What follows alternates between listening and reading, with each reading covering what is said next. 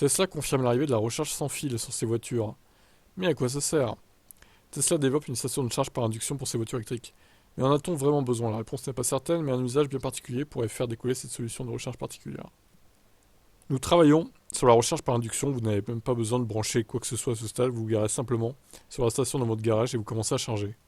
Ok, alors s'il n'y a pas beaucoup de pertes, pourquoi pas, mais bon, si, s'il y a, je sais pas, 20, 25, 30% de pertes, non, ça vaut pas le coup, hein, clairement, autant se brancher, hein. C'est pas une surprise, on savait que Tesla était intéressé par cette technologie, ils en avaient rapidement parlé lors de l'Investor Day en mars.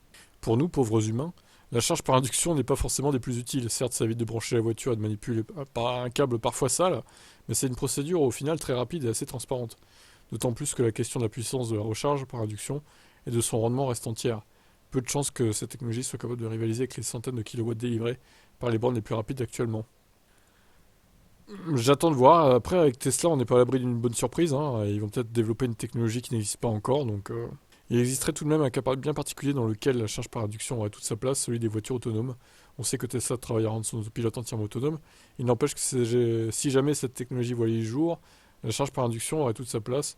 La voiture trouverait elle-même une place de parking dotée d'une station, s'y stationnerait, se chargerait sans aucune intervention humaine et partirait lorsqu'on aurait besoin d'elle. Ouais, c'est vrai ça. Tu lui dis, vas-y, va te recharger quelques heures là-bas, et après tu reviens. Ça serait incroyable. Franchement, ça serait incroyable. Parce qu'évidemment, la voiture autonome, elle va pas pouvoir se brancher directement au superchargeur, hein.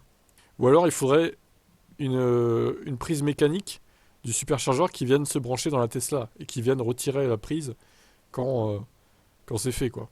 Ce qui est faisable aussi. Mais bon, après, est-ce que ce serait pas plus cher à concevoir que la recharge par induction au final? Vaste débat. Je vous laisse commenter.